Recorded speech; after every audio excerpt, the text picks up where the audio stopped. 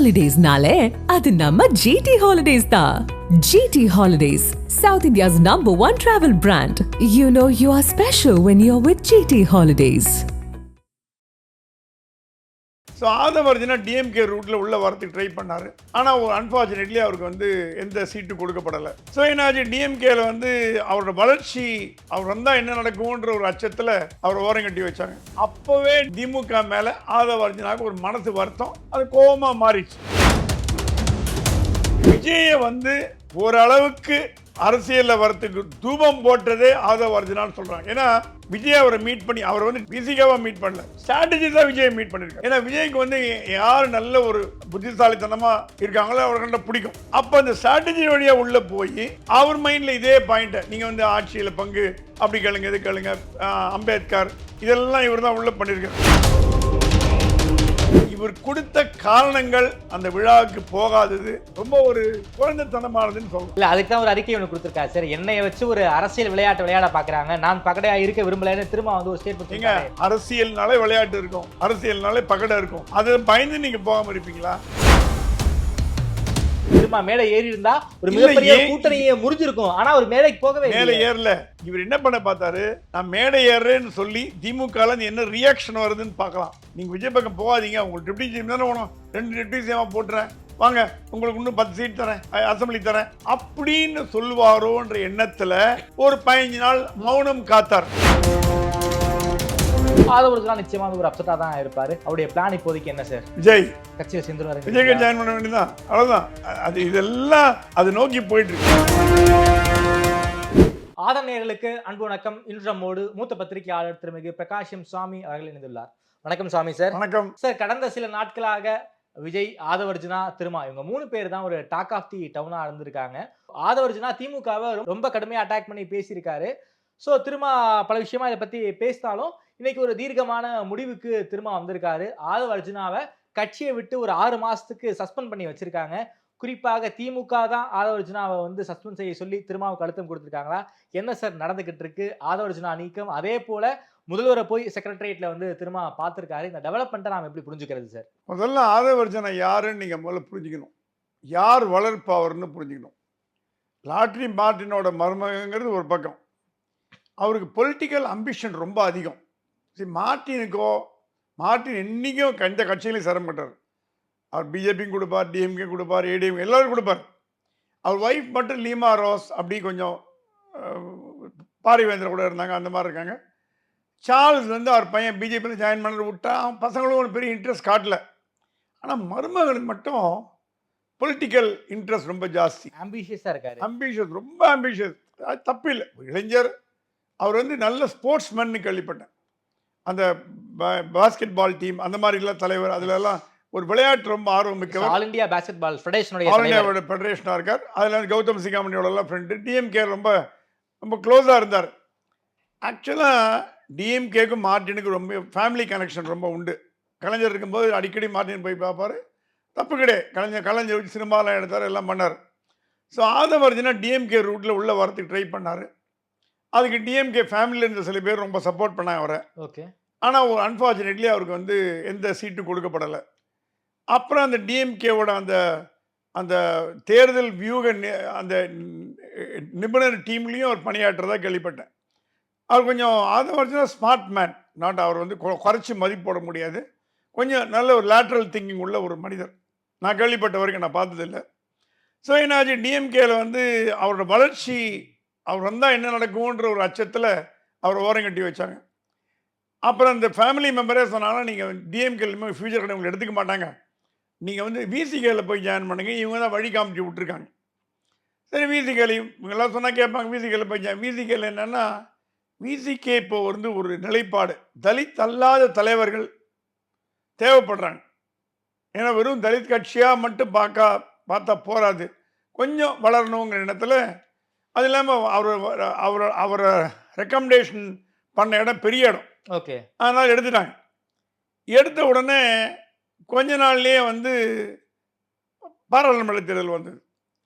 அப்போ வந்து திருப்பி ஸ்டாலின்கிட்ட போய் எனக்கு 2 சீட்டு வந்து ரிசர்வ் கான்ஸ்டியூன்சி அன்ரிசர்வ்டு ஒரு சீட் வேணும், பொது தொகுதி ஒன்றுன்னு கேட்டார். அது ஆதவர்ஜுனாவுக்காக தான் ஸ்டாலின் கேட்டாங்க. கேட்டார், என்ன ஆதவுக்கா அப்படின்னு கேட்டார். ஸ்டாலின் எல்லாம் நீங்கள் பழந்துன்னு கொட்டையை போட்டவர், அவர்கிட்ட போய் வேலைக்கு ஆகாது, என்ன ஆதவுக்கான்னு கேட்டாராம். அப்புறம் கேட்டார், நாங்கள் கொடுக்கலன்னா நீங்கள் உங்கள் டீம் வழியாக உள்ள வர பார்க்குறாரா, நாங்கள் என்ன அவ்வளோ குறைச்சி மதிப்பு போடுறீங்களா எங்களை, அதெல்லாம் கிடையாது அப்படின்னார். அப்போவே திமுக மேலே ஆதவர்ஜுனாவுக்கு ஒரு மனசு வருத்தம், அது கோபமாக மாறிச்சு.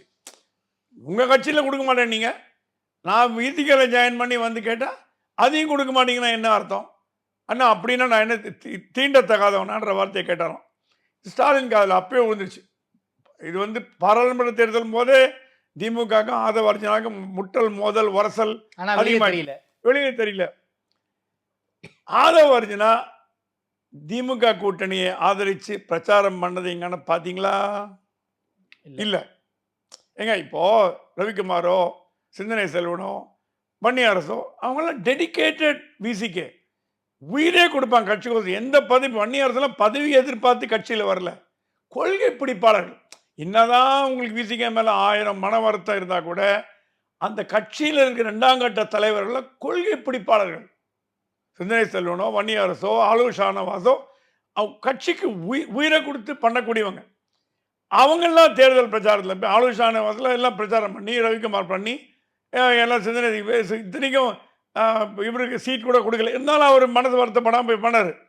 இவர் தேர்தல் பக்கமே போகல. ஏன்னா திமுக நான் எப்படி போய் ஓட்டு கேட்பேன் அப்படின்னு ஒதுக்கிட்டாராம். அப்போவே டிஎம்கே பார்த்துதான், ஓஹோ நீங்கள் என்ன டிஎம்கேல வந்து கேம்பெயின் பண்ண மாட்டிங்களா, ஓ அப்போ விசிகளை தனியாக நீங்கள் என்ன கேம் ஆடுறீங்களா அப்படின்னு ஒரு ரவுண்டு கட்டி வச்சுட்டாங்க. ஒன்றும் ஆக்ஷன் எடுக்கல. ஏன்னா மற்ற கட்சி நம்ம என்ன பண்ண முடியும்னு இது இப்படியே போயிட்டு இருந்தது.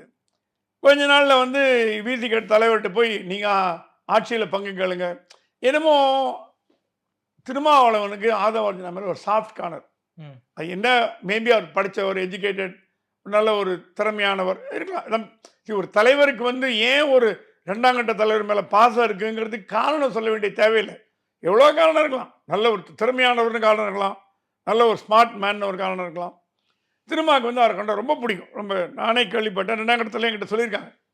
அவர் மற்ற தலைவர்களை விட 2ஆம் கட்ட தலைவரோட ஆதவ் மேலே கொஞ்சம் அதிக பாசம் வச்சது மற்ற தலைவர்களுக்கும் பிடிக்கல, அது வேற விஷயம். அடிக்கடி அவர் கூப்பிட்டு கன்சல்ட் பண்ணுவாராம், என்ன பண்ணலாம். அப்போ ஸ்ட்ராட்டஜியும் பண்ணி கொடுத்துருக்காரு. இந்த தேர்தலில் வந்து ஓரளவுக்கு அவரோட கணிசமான முறையில் வாக்கு வங்கி அதிகரிக்கிறதுக்கு ஆதவும் காரணம், அது இல்லைன்னு சொல்ல முடியாது. ஆனால் இது என்னன்னா, திருமாட்ட போய் ஆட்சியில் பங்கு திருமா அமைதியாக கூட்டணி இது போன தேர்தல் வரைக்கும், சட்டசபை தேர்தல் வரைக்கும் திருமா வந்து ஒரு ஒபீடியன்ட் அலையன்ஸ் பார்ட்னராக தான் இருந்தார். திமுகவுக்கு மதித்து திமுகவுக்கு கட்டுப்பட்ட, எப்படி மதிமுகவோ கம்யூனிஸ்டோ காங்கிரஸோ எல்லாம் கட்டுப்பட்டு. இப்போ காங்கிரஸ் ஒரு குரல் டிஎம்கே எழுந்து வராது, ஆதரித்தான் வரும். மதிமுக ஒன்றும் பெருசாக இல்லை, கம்யூனிஸ்ட்னு ஒன்றும் பெருசாக பண்ணுறதில்லை. ஏதோ அந்த இப்போ இந்த ட்ரேட் யூனியன் கலடா பண்ணாங்க சாம்சங்கில், மிதி ஒன்றும் பண்ணுறதில்லை. ஆனால் இவர் நீங்கள் வந்து ஆட்சியில் அதிகாரம் பங்கு இதெல்லாம் திருமாவை பேச வச்சதே ஆதவர்ஜுனாங்க டிஎம்கேவோட ஒரு கணக்கு. அது தப்பாக ரைட்டாக இருக்கலாம், அவனுக்கு அந்த இன்டெலிஜென்ஸ் சோர்ஸ் பிரகாரம் அதை நம்பி திரும்ப பேச ஆரம்பிச்சிட்டார். ஆட்சியில் பங்குன்னு கரெக்டாக விஜயும் அந்த பாயிண்டை பிடிச்சிட்டார். விஜயை வந்து ஓரளவுக்கு அரசியலில் வரத்துக்கு தூபம் போட்டதே ஆதவர்ஜுனான்னு சொல்கிறாங்க. ஏன்னா விஜய் அவரை மீட் பண்ணி, அவர் வந்து பிசிகாவாக மீட் பண்ணல, ஸ்ட்ராட்டஜிஸ்டாக விஜயை மீட் பண்ணியிருக்காரு. ஓகே, ஸ்ட்ராட்டஜிஸ்டாக. ஏன்னா விஜய்க்கு வந்து யார் நல்ல ஒரு புத்திசாலித்தனமாக இருக்காங்களோ அவர்கிட்ட பிடிக்கும். அப்போ அந்த ஸ்ட்ராட்டஜி வழியாக உள்ளே போய் அவர் மைண்டில் இதே பாயிண்ட்டை, நீங்கள் வந்து ஆட்சியில் பங்கு அப்படி கேளுங்க, இது கேளுங்க, அம்பேத்கர் இதெல்லாம் இவர் தான் உள்ளே பண்ணியிருக்காரு. ஸோ இதெல்லாம் விஜய்க்கு இன்ஜெக்ட் பண்ணது ஆதவர்ஜுனா தான். ஆதவர்ஜுனா ஓரளவுக்கு இன்ஜெக்ட், டீம் இருந்திருக்கு, பட் ஓரளவுக்கு 30%, 20%, 40% பண்ணது ஆதவர்ஜுனா. இது என்ன ஆயிடுது, இது திருமாவளவனுக்கு தெரிஞ்சே பேசாமல் விட்டார். இந்த விஷயம் டிஎம்கே அதுக்கும் போயிடுச்சு. அங்கே வேடிக்கை என்னன்னா, விஜயோட ஆதவர்ஜுனா டச்சில் இருக்காருங்கிறது திருமாவுக்கு முன்னாடி டிஎம்கே போய், ஏங்க ஆளுங்கட்சிங்க, அவங்களுக்கு தெரியாமல் ஒரு ஈயரும்பு கூட நடக்க முடியுமா யோசிச்சு பாருங்க. அவ்வளோ இன்டெலிஜென்ஸ் பவர் கட்சி சார்பில் எல்லாம் இருக்கும்போது ஸ்டாலின் கேட்டார், என்ன நடக்குது, என்னத்துக்கு இவர் போய் விஜயை பார்க்குறாரு, நமக்கு விஜய், ஏன்னா விஜய் இப்போ பேச ஆரம்பிச்சிட்டாரு, ஒரு மாதிரி ஆயிடுது. ஸ்டாலின் பண்ணா சரி வெயிட் பண்ணுங்க பார்க்கலாம் அப்படின்னாலும் கரெக்டாக இதெல்லாம் ஒன்றா சேர்ந்து அவர் அமைப்பாக வரும்போது தான் இந்த பூதாகரமாக வெடிக்க ஆரம்பிச்சது. இப்போ கட்சி விட்டு நீக்கிட்டார். ஸ்டாலின் ஒன்று கேட்டாராம், கட்சி விட்டு நீக்கல, கண்டிச்சிங்களான்னு கேட்டாராம். கண்டிக்கிறதுக்கு உங்கள் கட்சியோட செயற்குழுவோ பொதுக்குழுவோ கூட்ட வேண்டிய அவசியம் இல்லை. இப்போது திமுகவில் ஒரு எம்எல்ஏ தப்பு பண்ணாலும் ஸ்டாலின் கண்டிப்பார். உடனே இருங்க, அடுத்த மாதம் பொதுக்குழு கூட்டி செயற்குழு கூட்டி அந்த எம்எல்ஏ கண்டிக்கிறான்னு ஸ்டாலின் என்னக்கா சொல்லியிருக்காரு. கலைஞர் தூக்கி போட்டுருவார். பொதுக்குழுவே பொள்ளங்காய போடாம்பார். அந்த மாதிரி என்ன வேணா நீ நடவடிக்கை எடுங்க, நீ கண்டிச்சு அறிக்கை விட்டு இவர் இப்படி பண்றது இப்போ விட்டுறார், அப்போ விடல.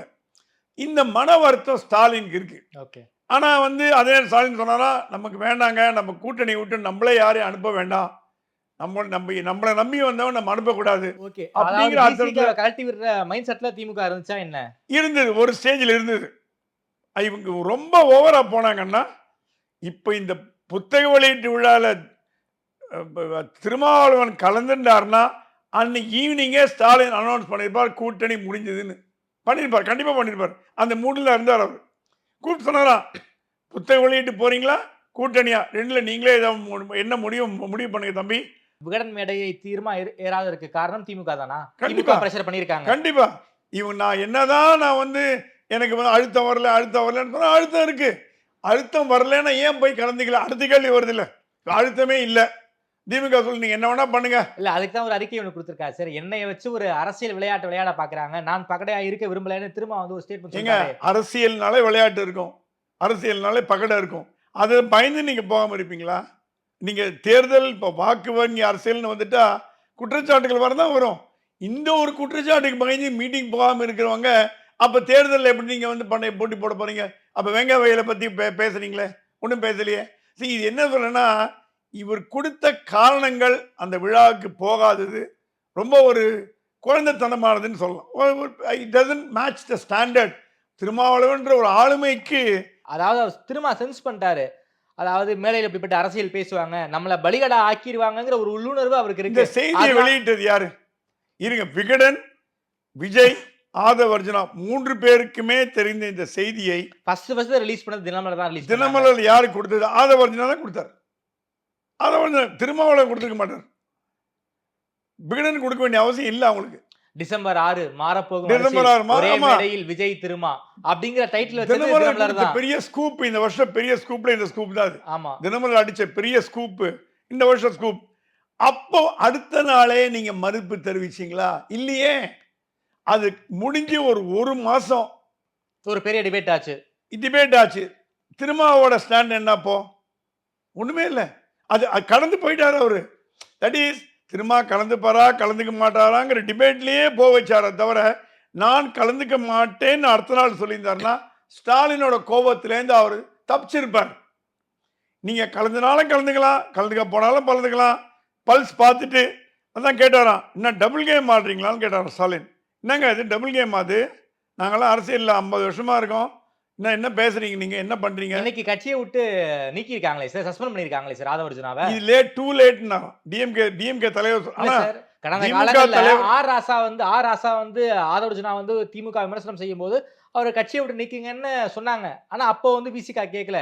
இப்போ இது ஒரு கூட்டணி ஆஸ்பிரேஷனுக்கு ஒரு மிகப்பெரிய ஆதவர்ஜனா தடையா இருப்பாருங்கிறதுனால தானே கட்சியை விட்டு நீக்கி இருக்காங்க விசிகா.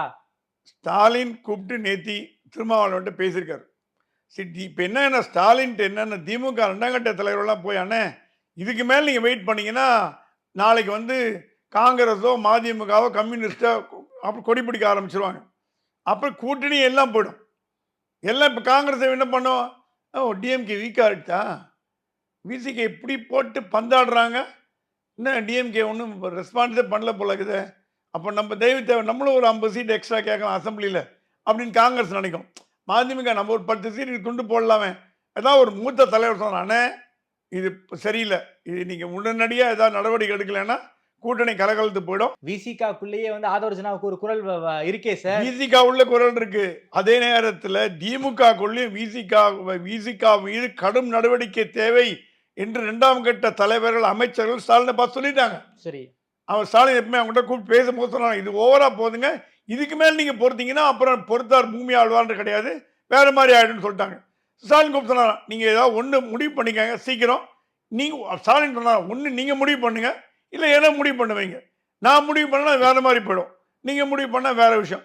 அந்த கம்பல்ஷனில் தான் இன்றைக்கி அவர் நீக்கியிருக்காரு. இந்த நீக்குதலை வந்து அப்பயே பண்ணியிருந்தாருன்னா ஏங்க அந்த அந்த கான்ட்ரவர்சி வந்த நாளில் பண்ணியிருக்கலாம். கலந்து கொண்ட அன்று ஈவினிங்கே நீக்கியிருக்கலாமே. அன்னைக்கு இன்னைக்கு என்ன வித்தியாசம்? நான் ஒரு கேட்குறேன், செயற்குழு பொதுக்குழு கூட்டுவே இன்னைக்கு நீங்க இல்ல சார், உட்கட்சி கிட்ட பேசணும். என்னங்க தலைவருக்கு, எங்க தலைவரை கலைஞரை மீறி யாராவது தலைவர் இருப்பாங்களா? ஸ்டாலினை மீறி டிஎம்கே யாராவது தலைவரா? அப்ப நீங்க வந்து விடுதலை திருச்சிகளுக்கு 2 தலைவர்னு அண்ணாமலை சொன்னார்னா ஒத்துக்கிறீங்களா?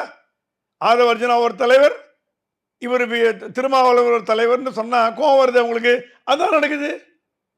ஏங்க ஒரு தலைவர்னு யாரு? யாரா இருந்தாலும் கட்சி விட்டு எடுக்கணும், அதுதான் தலைவர். அதுதான் நம்ம பார்த்துருக்கோம். கலைஞர் ஆட்டம், ஜெயலலிதா ஆட்டம். ஜெயலலிதா தூக்கி அடிப்பாங்க, எம்பியை தூக்கி அடிச்சாங்க. கலைஞர் அப்படிதான் பண்ணார், போடாம பாரு. ஸ்டாலின் அப்படிதான் இருக்காரு, தப்பு பண்ணாங்கன்னு தூக்கி அடிப்பேன்னாரு. எவ்வளோ பேர் வீட்டுக்கு அமைச்சிருக்காரு ஸ்டாலின். அந்த தைரியம் உங்களுக்கு இருந்ததுன்னா இருக்கு. ஆனா அது இல்லைங்கும் பொழுது நீங்க தலைமைக்கு தகுதியானவராக அடுத்த கேள்வி வருது இல்ல. இல்ல சார், ஒரு கட்டத்தில் திரும்ப வந்து ஆதவ் பேசுனதை ரசிச்சாரு சார். கூட்டணியை உடைக்கிறதுக்கான ஒரு படைத்தளபதியாவே ஆதவர்ஜன் மாறும்போது திரும்ப எப்படி சும்மா இருப்பாரு? அதனாலதான் இன்னைக்கு கட்சியோட நீக்கி இருக்காரு, சஸ்பெண்ட் பண்ணிருக்காரு ஒரு 6 மாசம். நீங்க போகாததுக்கு ஒரு காரணம் நொண்டி சாக்கு ஒண்ணு சொன்னீங்க இல்ல சார். என்னன்னா மேடையில பேசுவாங்க தெரியும், அது வந்து நமக்கு தான் பாதிப்பா முடியும்னு திருமாவுக்கு தெரியும். அதனாலதான் அந்த மேடை ஏறல. ஆனா நீங்க ஏன் அக்ரி பண்ணீங்க? முதல்ல 6ஆம் தேதி இந்த செய்தி வந்து அடுத்த நாள் நீங்க மறுத்தீங்களா? மறுக்கல சார். ஆனா அவர் மேடை ஏறல. திரும்ப மேடை ஏறி இருந்தா ஒரு மிகப்பெரிய கூட்டணியை முறிஞ்சிருக்கும். ஆனா ஒரு மேடைக்கு போகவே மேடை ஏறல. இவர் என்ன பண்ண பார்த்தாரு, நான் மேடை ஏறேன்னு சொல்லி திமுக என்ன ரியாக்ஷன் வருதுன்னு பார்க்கலாம். நம்மளை வாங்க நீங்கள் அங்கே இந்த பக்கம் போகாதீங்க, அதிகமாக சீட்டு தரேன், உங்களை துணை முதலமைச்சர் ஆக்குறேன், எல்லாம் ஆசை தான், தப்பு கிடையாது. ஸ்டாலின் அப்படி சொல்லுவார்னு எதிர்பார்த்துருக்கலாம். நீங்கள் விஜய் பக்கம் போகாதீங்க, உங்களுக்கு டெப்டி சிஎம் தானே வேணும், 2 டெப்டி சிஎம்மாக போட்டுறேன், வாங்க உங்களுக்கு இன்னும் 10 சீட் தரேன், அசம்பிளி தரேன் அப்படின்னு சொல்லுவாரோன்ற எண்ணத்தில் ஒரு 15 நாள் மௌனம் காத்தார். அந்த மௌனம் காத்தது உண்மை. அதுதான் டிஎம்கே பிடிக்கல.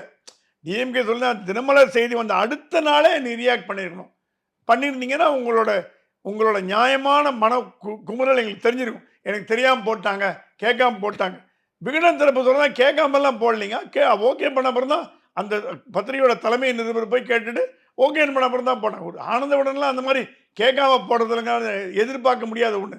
பத்திரிகை பிரிண்ட் பண்ணலன்னா ஒத்துக்கலாம், அச்சடிக்கலாங்கிறது வாஸ்தவம். ஆனால் கேட்காம வந்து போடலாங்கன்னு சொல்கிறது நான் நம்ப தயாராக இல்லை. ஸோ இது வந்து என்ன மனநிலையில் இருந்தார்னா திருமாவளவன், இது கொஞ்சம் விட்டு பார்க்கலாம், குழந்தையும் கிள்ளி தொட்டிலையும் ஆட்டி பார்க்கலாம், எந்த பக்கம் அதிகமான பெனிஃபிட் வருதுன்னு பார்ப்போம். அது தப்பு கிடையாது. ஒரு 10-20 எம்எல்ஏ சீட்டு வந்து ஒரு அரசியல் தலைவருக்கு வந்து ஏனுங்க எத்தனை நாளைக்கு இங்கே அவர் வந்து கூட்டணியே இருப்பாருங்க. அவர் ஒரு முதலமைச்சராக வரணும்னு ஆசைப்படலாம், துணை முதலமைச்சராக ஆசைப்படலாம். அரசியலில் ஒரு ஏற்றத்தாழ்வு எல்லாருக்கும் உண்டு. ஆம்பிஷன்கிறது திருமாவுக்கு மட்டுமே இருக்கக்கூடாதுன்னு நான் சொல்ல மாட்டேன். அவர் ஒரு அரசியல் 25 வருஷமாக அரசியல் இருக்கார், அவர் ஒரு ஆளுமை, தமிழ்நாட்டின் ஆளுமை, அவர் முதலமைச்சர் ஆசைப்படுற தப்பு இல்லை. ஆனால் அந்த முதலமைச்சர் அவருடைய ரூட் எப்படிங்கிறது போகிறதுல தான் சிக்கல் வந்து. சார் நீங்களே சொன்னீங்க, திரும்ப வந்து ஆரம்பத்தது குழந்தையும் கிள்ளி விட்டு தொட்டிலையும் ஆட்டினார் நீங்க சொன்னீங்க. ஸோ அது பண்ணாரு, அது வந்து எல்லாருமே அது வந்து ஆமான்னு தான் சொன்னாங்க. ஆனால் பிற்காலத்தில் அந்த குழந்தையே திருமாவுக்கு எதிராக போகுதுன்னு அவர் கண்டுபிடிச்சார். அதனால தானே இப்போ வந்து கண்டிச்சிருக்காரு. அதனால தானே வந்து அந்த மேடையை திரும்ப வந்து ஏறவே இல்லை. தனக்கு மீறி ஆதவர்ஜனா செயல்படுறாருன்னு தெரிஞ்ச பிறகு இப்போதான் நீக்கிட்டாரு. சரி, இப்போ திருமாவை மீது நம்ம வந்து தவறே சொல்ல முடியாதுல்ல. ஆதவர்ஜனா யாருன்னு தெரியாமல் நீங்க கட்சியில் சேர்த்தீங்களா? ஆதவர்ஜனா யாரு, அவரோட குணம் என்னன்னு தெரியாமல் அவரை பக்கத்தில் வச்சுருந்தீங்களா? ஆதவர்ஜனாவோட குவாலிட்டிஸ் தெரியாமல் அவரை ஆதரிச்சிங்களா? அப்போ என்ன தலைமை? எங்க ஒரு தலைமைக்கு அவரோட தொண்டரோட தலைவரோட பலம் பணவீனம் தெரியாமல் இருக்க முடியாது. எந்த அரசியல் கட்சினாலும் இப்போ இவர் நல்ல செய்யக்கூடியவர், நல்ல செயல்படாதவர், இவர் டம்மி. சில தலைவர் சொல்லுவாங்க டம்மி போதும்பாங்க. எனக்கு டம்மி 2ஆம் கட்ட தலைவர் தலையை ஆட்டினா போதும். சில பேர் சொல்லுவாங்க இல்லைங்க கொஞ்சம் நல்ல புத்தாலித்தனமாக இருக்கணும்னு. ஸோ உங்களுக்கு ஆதவர்ஜனா பற்றி இப்போ தான் தெரியும்னு சொல்கிறத நான் ஒத்துக்க மாட்டேன். ஓகே, உங்களுக்கு 3-6 மாதம் முன்னாடியே 1 வருஷம் முன்னாடியே தெரியும் ஆதவர்ஜனா என்ன பண்ணுவாருன்னு நீங்கள் உணர்ந்து வச்சுருப்பீங்க. ஆக இப்போ நீங்கள் சொல்கிற சாக்கெல்லாம் வந்து எடுபடாது. நீங்கள் ஆதவர்ஜனா வச்சு ஒரு கேம் ஆடலான்னு பிளான் பண்ணீங்க, அது வந்து ஏன்னா ஆளூர் ஷானிவாஸ், பாலாஜி, சிந்தனை செல்வன், ரவிக்குமார் இவங்க எல்லாமே அகைன்ஸ்ட் ஆயிட்டாங்க. ஏன்னா அவங்க வந்து ஆதவுக்கு எதிராவா? ஆதவுக்கு மேல அவங்களுக்கு கோபம் கிடையாது. நம்ம கஷ்டப்பட்டு வளர்த்த கட்சி இப்படி ஆகி போச்சே.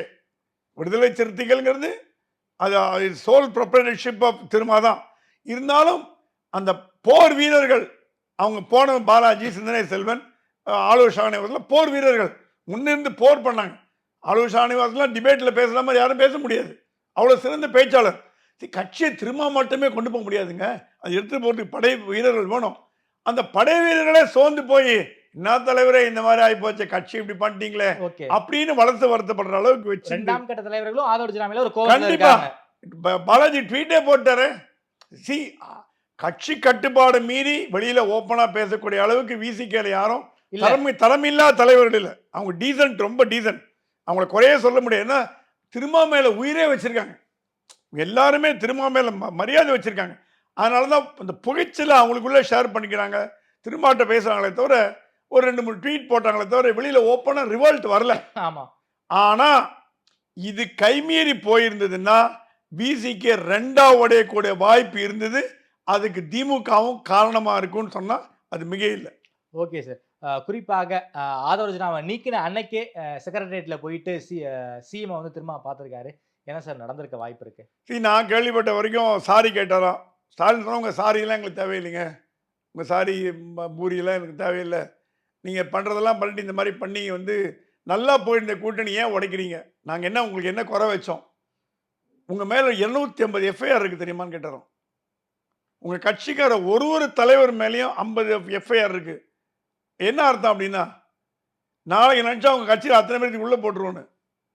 நாங்க இதெல்லாம் பொறுத்துன்னு போறேன். நீங்க போலீஸ் எவ்வளவு கேவலமா பேசுனீங்க, போலீஸ் எடுத்து போராட்டம் பண்ணீங்க, போலீஸ் துறை என் கையில இருக்கு, அப்ப என்ன எடுத்து பண்ற அதையும் நான் பொறுத்துட்டு போனேன். ஸ்டாலின் சொன்னாராம் என்னெல்லாம் நாங்க பொறுத்தோம்னு சொன்னாராம். நீங்க இது பண்ணும்போது பொருத்தம், இதை பண்ணும்போது பொருத்தம், இதை பண்ணும்போது பொருத்தம், கூட்டணி தர்மத்துக்காக இதெல்லாம் பொறுத்து பொறுத்து பொறுத்து பொறுத்து ஒரு ஸ்டேஜில் பாயிண்ட் ஆஃப் நோ ரிட்டர்ன் வந்த அப்புறம் தான் நாங்கள் முடிவாக சொன்னோம். அது வரைக்கும் நாங்கள் பொறுமை காத்து என் கட்சியிலே சில பேர் பிடிக்கலன்னா நான் இவ்வளோ தூரம் பொறுமையாக இருந்தேன், பொறுமையாக இருக்க மாட்டேன். என் கட்சியில் என்ன தலைவர் இவ்வளோ பொறுமையாக இருக்கீங்களே கேட்டாராம். எவ்வளோ பேர் மேலே எவ்வளோ எஃப்ஐஆர், கட்சியை கலகலத்து போடும் அந்த எஃப்ஐஆர் மேலே ஆக்ஷன் எடுத்தா. அந்த அளவுக்கு நாங்கள் அமைதியாக பார்க்குறோம். நீங்கள் பண்ணுறது கொஞ்சம் கூட நல்லா இல்லை. நீங்கள் ஆதவ அர்ஜுனாவோட திமுக கூட்டணி போகிறத பற்றி எங்களுக்கு அப்ஜெக்ஷனே இல்லை. விஜயோட போய் சேர்ந்துக்காங்க, நல்லா போய் ஜாயின் பண்ணிக்கோங்க. எங்களுக்கு உங்களால் வன்னியர் ஓட்டு வரல, தென் மாவட்டங்களில் வரல, கோவையில் தோற்று போனோம், இதான் காரணம். ஏன்னா பாதி இடங்களில் எங்களுக்கு வந்து உங்கள் கூட இருக்கிறதுனால எங்களுக்கு சேதாரம் தான் அதிகம் அப்படின்னு புள்ளி விவரத்தோடு சொல்லியிருக்கார் ஸ்டாலின். இதை விட என்ன ஒன்றுன்னு கேட்டாராம். இதையும் மீறி உங்களை வச்சுன்னு இருக்கோம்னா நீங்கள் எங்கள் கூட இருக்கீங்கன்ற ஒரே ஒரு நம்பிக்கையில் நம்ம கூட்டணி பிரியக்கூடாது, கூட்டணி போகக்கூடாது, நீங்கள் அப்பாவோட ஃப்ரெண்டு அந்த நம்பிக்கையில் வச்சுருக்கோம். அது நீங்கள் பாழ்படுத்துனீங்கன்னா the choice is yours அப்படின்னே சொல்லிட்டாரு. Okay sir. இப்போ வந்து கட்சியை விட்டு ஒரு சஸ்பெண்ட் தான் பண்ணியிருக்காங்க. அவர்கிட்ட விளக்கம் கேட்டு மீண்டும் அது ஒரு ப்ராசஸ், ஒரு மிகப்பெரிய ப்ராசஸ். ஆதவ அர்ஜுனா நிச்சயமா ஒரு அப்செட்டாக தான் இருப்பார். அவருடைய பிளான் இப்போதைக்கு என்ன சார்? விஜய் கட்சியில் சேர்ந்துருவாருங்க. விஜய் ஜாயின் பண்ண வேண்டியதான், அவ்வளோதான். அது இதெல்லாம் அது நோக்கி போயிட்டு இருக்கு. இப்போ டைரக்டா விஜய் கட்சியில் போய் சேர்ந்தா எந்த ஒரு 10 போயிடுவார். இப்போ தமிழ்நாடு இந்தியாவே ஆதவ அர்ஜுனா எங்கள் ஃப்ரெண்டு டெல்லி பிஜேபி எம்பி கூப்பிட்டார், ரொம்ப close friend. Who is this Aadhavan கேட்டார். ஆதவன் இல்லை, ஆதவன். அவருக்கு தெரிய புரியல. வாட் இஸ் த ப்ராப்ளம்னு கேட்டார். நான் எக்ஸ்பிளைன் பண்ணேன். டெல்லி வரைக்கும் ஆதவ அர்ஜுனா பாப்புலர் ஆகிட்டார். அதை கிளவராக யூஸ் பண்ணிட்டார். வெறுமை விஜய் கட்சியில் போய் தந்தா இப்போ விஜய் கட்சியில் போனால் அவருக்கு முக்கியத்துவம், மரியாதை, அவருக்கு ஒரு பொறுப்பு, ஒரு ஒரு ரெக்கக்னிஷன் எல்லாம் கிடைக்கிற அளவுக்கு. ஆனால் ஆதவ அர்ஜுனா தமிழ்நாட்டு அரசியலில் ஒரு 10 வருஷத்தில் பேர் சொல்லும்படி வர்றதா இல்லையான்னு பாருங்க. அவரோட கிளவர்னஸ், அவரு கட்சி சார்பாக அதெல்லாம் நான் போக விரும்பல. ஆதவ அர்ஜுனா பல உயரங்களுக்கு போகக்கூடிய வாய்ப்பு இருக்குன்றது அரசியல் நோக்கர்கள் தான். எனக்கும் அப்படிதான் ஃபீலிங். என்னோட அனுபவத்தில் அவரோட அந்த கிளவர் மெனுவர்ன்ற வார்த்தை இருக்கு. அந்த மெனுவரில் அவர் கில்லாடியா இருக்கார். அந்த மெனுவரை வச்சுட்டு ஒரு 10 வருஷத்துல ஒரு தமிழ்நாட்டு அரசியல் பெரும் இடத்துல ஆதவ அர்ஜுனா வரக்கூடிய அளவுக்கு அவர் வந்துருவாருன்னு என்னோட எண்ணம். ஏன்னா சார் இந்த அளவுக்கு ஒரு பிரச்சனை இருக்கு, திமுக விசிகா கூட்டணி தொடரும்னு நீங்க நினைக்கிறீங்களா? ஆதவ அர்ஜுனா போயிட்டாருன்னா தொடர்றதுக்கு வாய்ப்பு உண்டு. ஓகே. போகலன்னா 2ஆவது உடையும். அது 2ஆவது உடைய திமுக தேவையில்லை. திமுக ஆதரவோட 2ஆம் கட்ட தலைவர் 2ஆவது உடைச்சிருவாங்க. ஏன்னா இவங்க எல்லாருமே சொல்றாங்க எம்எல்ஏ எம்பி நாங்கள் ஆகிக்கிறதுக்கு காரணமே டிஎம்கே தான். அது இல்லாமல் சிம்பிள் வேற, அவங்க சிம்பிள் இதெல்லாம் ஒரு பெரிய கடந்த காலம் சார், அது போன எலெக்ஷன். போன election. இப்ப சொந்த சிம்பிள் தான் இல்ல ஜெயிச்சிருக்காங்க அந்த எல்லாரும். போன எலெக்ஷன்ல ஜெயிச்சு கொடுத்ததெல்லாம் அந்த நன்றி கடனை அவங்க மறக்கல. அது சொல்ல வரேன். அந்த நன்றி கடனை மறக்கல. அதனால அவங்கள ஒரு கண்ணை காட்டின ஸ்டாலின் ஒரு கண்ணை காமிச்சானா ரெண்டா போயிடும். அது வந்து திருமாக்கு தெரியாம இல்லை. ஏன்னா ஸ்டாலினோட பலம் நம்ம எல்லாரோட திருமாக்கு அதிகமாக தெரியும். இருந்தாலும் ஏன் இந்த விஷ பரீட்சைன்னு கேட்டாங்க. ஒரு முக்கியமான தலைவர் கூப்பிட்டாராம் திமுகலேருந்து. தம்பி உன்னோட ஏஜ் என்னோட எக்ஸ்பீரியன்ஸு, ஒரு மூத்த தலைவர் திமுகவில், ஏன்பா விஷ பரீட்சை பண்ணுறீங்க, சிஎம்கிட்ட போய் மோதுறீங்களாப்பா, வேண்டாம்ப்பா இது நல்லா இல்லைப்பா அப்படின்னு ஒரு அப்பா மாதிரி அட்வைஸ் பண்ணியிருக்காரு. திமுகவோட மூத்த தலைவர் ஃபோனில் 1/2 மணி நேரம் பேசினாராம். ஸோ திமுக வந்து எடுத்தவனே எடுத்தேன் கவுத்தேன் பண்ணல, எல்லா விதமான நடவடிக்கை எடுத்த பிறகு ஃபைனலாக ஒரு வார்னிங் விட்டுது. இன்னைக்குள்ள இதை பண்ணலைன்னா கதை கந்தல். அதுக்கப்புறம் தான் பண்ண இது கூட திமுகவில் மனது வருத்தம்னா, நம்ம இவ்வளோ தூரம் சொன்ன அப்புறம் நீங்கள் பண்ணீங்களே, நீங்களா பண்ணீங்களா அப்படின்னு மன வருத்தம் இருக்குது. ஆனால் அந்த மன வருத்தம் கூட்டணியை உடைக்கும் அளவுக்கு போகிறதா எனக்கு தோணலை. ஓகே சார், அதாவது விஜய் கட்சிக்கு அது போவது உறுதியா? கண்டிப்பாக போகிறது சார். குறிப்பாக இந்த சர்ச்சைக்கு காரணமே விகடன் தான். விகடன் பதிப்பகம் நடத்திய நிகழ்ச்சியில தான் ஒரு மிகப்பெரிய ஒரு அரசியல் பிரளயமே உருவாகியிருக்கு. ஒரு நூல் வெளியீட்டு விழா மேடையை ஒரு அரசியல் மேடையாக விகடன் மாத்திருச்சா, இல்ல ஆதவர்ஜுனா மாத்திக்கிட்டாரா? ஜூனியர் விகடன் ஒரு அரசியல் பத்திரிகை. நான் வந்து மாணவர் பத்திரிகையாளர் 2 வருஷம் பணியாற்றினேன். திருப்பி ஒரு 25 வருஷம் கழிச்சு நிர்வாக ஆசிரியராக ஜூனியர் விகடனில் ஒரு 4 வருடம் பணியாற்றினேன். அது பொலிட்டிக்கல் அஜெண்டா. அவங்க வந்து மேனேஜிங், அவங்க வந்து சீப் அரசியல் பண்ண மாட்டாங்க. ரொம்ப ஒரு ஸ்டாண்டர்ட் அரசியல், தட் இஸ் எதிர்த்தா தைரியமாக எதிர்ப்பாங்க. ஃபார் எக்ஸாம்பிள், நான் மேனேஜிங் எடிட்டராக இருந்த பொழுது ஜெயலலிதாவை கடுமையாக எதிர்த்தோம். அப்போ கலைஞரே கூப்பிட்டு சொன்னாராம், பாலு என்ன பாலு இப்படி எழுதலாம், அவன் ஆசிட்லாம் அடிக்கிறான்னு கேள்விப்பட்டேனே, பயமாக இருக்குன்னு. அதுக்கு எப்படி சொன்னாங்க, அட 10ல் 11 உயிரை போனால் போட்டேன்னு தைரியமாக இருக்கான்னு. அந்த அளவுக்கு ஒரு துணிச்சலான மன்னம் கொடைவர் பாலசுப்ரமணியம். சீனிவாசனும் அப்படி தான் இருக்கார், எதிர்த்தா தைரியமாக எதுக்குன்னு. இப்போ ஒரு பத்திரிகையோட நிலைமை என்ன, ஆளும் கட்சி தப்பு பண்ணால் எதிர்க்க வேண்டியது. திமுக மேலே பல காரணங்களில் ஆனந்தவுடனுக்கோ ஜூனியர் உடனுக்கோ வருத்தம் இருக்கலாம். அதை பத்திரிகையில் காமிக்கிச்சா அது பயஸ்டுன்னு சொல்லலாம். இப்போ திமுக பற்றி தொடர்ந்து தப்பாக எழுதுனா வச்சுக்கோங்க, ஏங்க இது வந்து திமுக இது மாதிரி பண்ணுறாங்க, கேம்பெயின் பண்ணுறாங்கன்னலாம். அதே நேரத்தில் ஒரு பிளாட்ஃபாரத்தில் தைரியமாக எடுத்து நான் பண்ணுறது அந்த கோபத்தின் வெளிப்பாடு. ஃபார் எக்ஸாம்பிள், ஜெயலலிதா பீரியடில் எப்படி ஜெயலலிதாக்கு எதிராக அப்போ கூட கேட்டாங்க, ஜெயலலிதா கணக்கா ஜூனியர் என் மேலே என்ன கோவம்? அப்போ எப்படி சொன்னாங்க, எனக்கு ஜெயலலிதா மேலே கோவம் கிடையாது, நீங்கள் பண்ணுற தப்பு மேலே எனக்கு கோவம். ஃபோன் பண்ணி கேட்டாங்க. ஏன்னா பாலசுப்ரமணியம் வந்து ஃபிலிம் ப்ரொடியூசர், எஸ்எஸ் வாசனோட பையன்.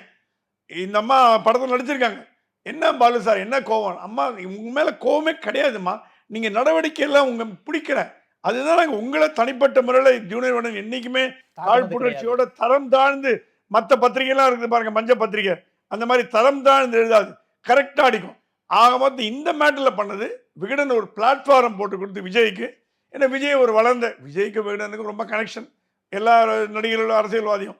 விஜய்க்கு ஒரு பிளாட்ஃபார்ம் போட்டு கொடுத்து திமுக மேல அதிருப்தியை காட்டுறதுக்கு ஒரு ரோல். விகடனுக்கு எந்த அஜெண்டாவும் இல்லையா? விகடனுக்கு அஜெண்டா கிடையாது. ஏன்னா விகடனோட இது வந்து ஒரு புத்தக வெளியீட்டு விழாக்கு விஜயை கூப்பிடுறது எப்படிங்க அஜெண்டா இருக்க முடியும்?